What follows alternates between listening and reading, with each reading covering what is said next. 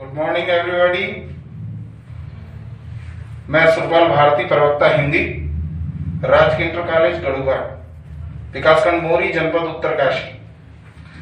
आज हम हिंदी में गद्य विधा के अंतर्गत एक निबंध बाजार दर्शन, जैनेन्द्र कुमार जी ने ये निबंध लिखा है। जैनेन्द्र कुमार द्वारा रचित निबंध में, जिसमें गहरी वैचारिकता के और साहित्य सुलभ साहित्य का दुर्लभ संयोग देखा जा सकता है। यह हम ये कह सकते हैं कि जैनेन्द्र कुमार का ये एक विशिष्टतम निबंध है और इसके अंतर्गत जैनेन्द्र कुमार द्वारा जो बाजार दर्शन यानी जो हमारी अर्थव्यवस्था है, उससे हमको कैसे अपने आप को संतुलित करना है, उस विषय पर यह निबंध लिखा गया है। और आज हम इस निबंध पर चर्चा करेंगे और विश्लेषण भी करेंगे और महसूस करेंगे कि हमारे दैनिक जीवन में इस निबंध का कितना प्रभाव है। एक बार की बात कहता हूं, मित्र बाजार गए। जैनेन्द्र कुमार जी कहते हैं कि मैं एक बार की आपको बात बताता हूं कि मेरे जो मित्र हैं वो बाजार गए तो थे कोई एक मामूली सी चीज लेने, छोटी सी चीज खरीदने हम वो जो है बाजार गए थे। लेकिन जब वो शाम को लौटे तो साथ में काफी सारे लिफाफे और बंडल उनके हाथों में थे। यह देखकर मैंने अपने मित्र से कहा, ये क्या है?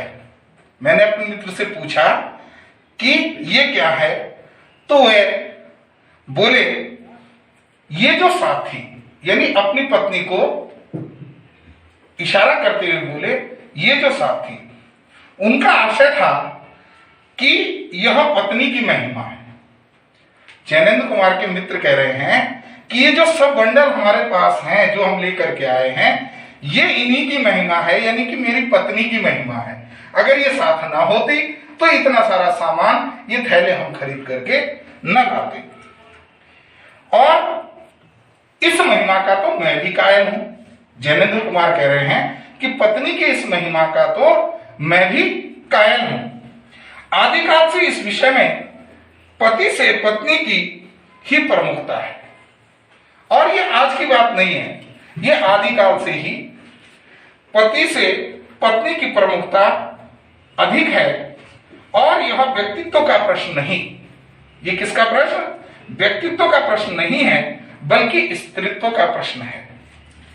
स्त्री माया न जोड़े तो क्या जोड़े? जैनेन्द्र कुमार कहते हैं कि परिवार के अंदर जो स्त्रियां होती हैं वो परिवार में हर वस्तु को, हर चीज को जोड़ने का कार्य करती हैं।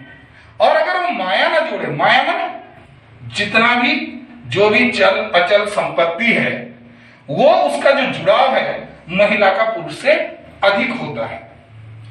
और फिर भी सच सच है, लेकिन सच्चाई तो सच्चाई है। और वह कि इस बात में पत्नी की ओट ली जाती है। हर पति पता क्या करता है? बाजार जाता है, पत्नी के साथ जाएगा। यदि कोई सामान ज्यादा खरीद के आया तो अंत में वो जो है अपनी पत्नी पर ही उसको थोप देता है कि ना, अगर ये ना होती तो ये सामान ज्यादा ना आता। मूल में एक और तत्व की महिमा सविशेष है। इसमें भी जैनेन्द्र कुमार जी कहते हैं कि इसके मूल में भी एक तत्व की महिमा इसमें सम्मिलित है। वह तत्व है मनी बैग। क्या आप जानते हैं मनी बैग किसे कहते हैं? जिसमें हम रुपए पैसा रखते हैं, यानी आप जिसे पर्स भी कहते हैं या बटुआ कहते हैं, उस जिसमें पैसे रखे जाते हैं उसी को कहते हैं मनी बैग, अर्थात पैसों की गर्मी या एनर्जी। जैनेन्द्र कुमार जी कहते हैं कि बाजार जब व्यक्ति जाता है तो उसकी जो जेब है अगर वो नोटों से भरी हुई है तो वो खरीदारी भी ज्यादा करता है। अब पता लगा कि मन तो आपका खाली है और जेब भी खाली है, तो आप बाजार से कोई भी सामान नहीं खरीद सकते। पैसा पावर है, वह उसके सबूत में आसपास माल टालना जमा हो तो फिर क्या खाक पावर है? यदि आपके पास पैसा है और आपके घर में सुख सुविधाएं सामान न दिखाई दे तो क्या वो खाक पावर है?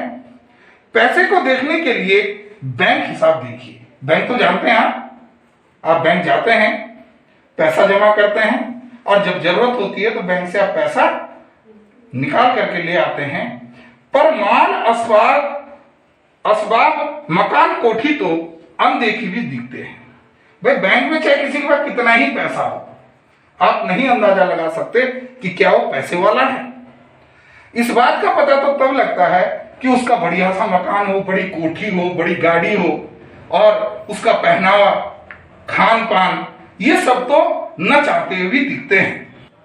पैसे की उस परचेजिंग पावर के प्रयोग में ही पावर का रस है। परचेजिंग माने होता है खरीदारी। क्या होता है? खरीददारी। परचेजिंग का मतलब क्या होता है? खरीदारी, यानी किसी सामान को खरीदना।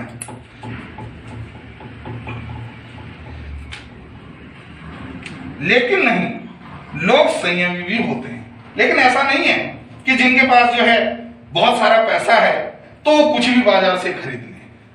जैनेंद्र कुमार जी का कहना है कि यदि किसी के पास पैसा भी है तो कुछ लोग ऐसे भी होते हैं जो संयमी होते हैं, जिस चीज की जरूरत होती है सिर्फ वही खरीदते हैं। ऐसा नहीं है कि मुझे एक पेन की जरूरत है, मैं बाजार पेन खरीदने गया, लेकिन मैंने वहां देखा कि वहां पर बढ़िया सा जो है कलमदान भी है। देखा कि उसके साथ साथ मैं गया था केवल पेन खरीदने, मेरी नजर पड़ गई कि वहां खाने की भी बहुत अच्छी चीज रखी हुई है, वो भी खरीद ली। फिर देखा कि एक बढ़िया सी पैंट है, वो भी खरीद दी। पता लगा कि बाद में आपकी जेब में 1 रुपया भी नहीं बचा। तो जैनेंद्र कुमार कहते हैं कि कुछ लोग पैसे वाले तो होते हैं लेकिन वो संयमी भी होते हैं। वो वही चीज खरीदते हैं जिसकी उन्हें आवश्यकता होती है, और जो फिजूल सामान होता है उसे वो फिजूल ही समझते हैं। फिजूल माने बेकार, जिसकी आपको जरूरत नहीं है, जो आपकी आवश्यकता नहीं है। वैसे पैसा बहाते नहीं और बुद्धिमान होते हैं, और जो पैसे को ऐसे ही खर्च नहीं करते वही लोग बुद्धिमान होते हैं।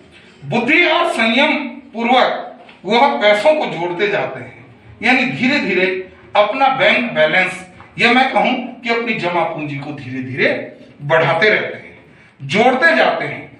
वह पैसे की पावर को इतना निश्चय समझते हैं कि उसके प्रयोग की परीक्षा उन्हें दरकार नहीं है कि मेरे पास बहुत सारा पैसा है तो मैं बाजार से जाके कुछ भी खरीद लूं, बल्कि वो वही चीजें खरीदते हैं जिसकी उन्हें आवश्यकता होती है। बस खुद पैसे के जुड़ा होने पर उनका मन गर्व से भरा फूला रहता है। मैंने कहा, यह कितना सामान लिया? जैनेंद्र कुमार ने अपने मित्र से पूछा कि अरे आप ये कितना सामान लिया? मित्र ने सामने रखे मनी बैग फैला दिया।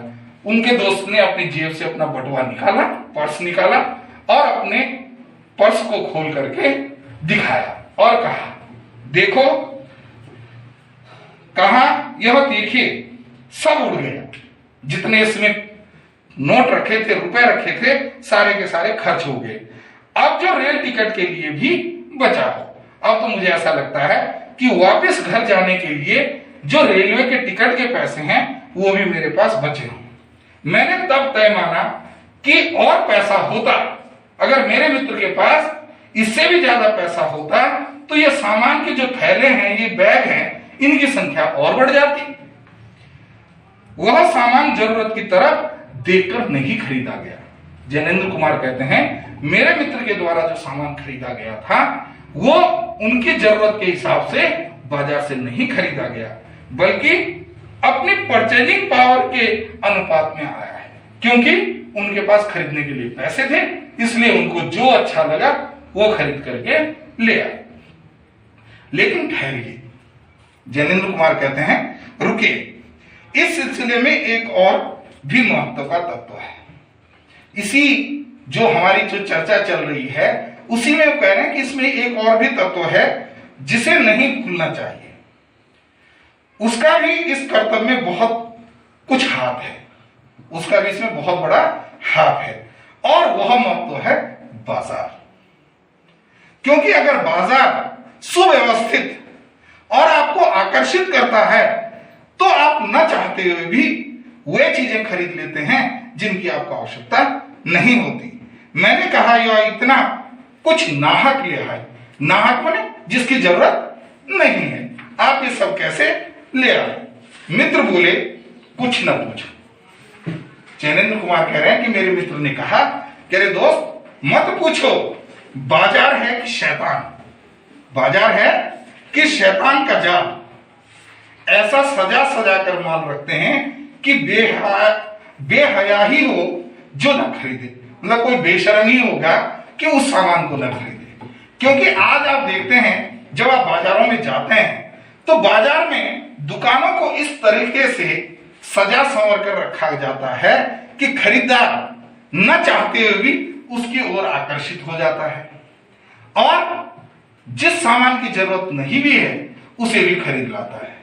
और इस प्रकार जो है हम क्या करते हैं कि हम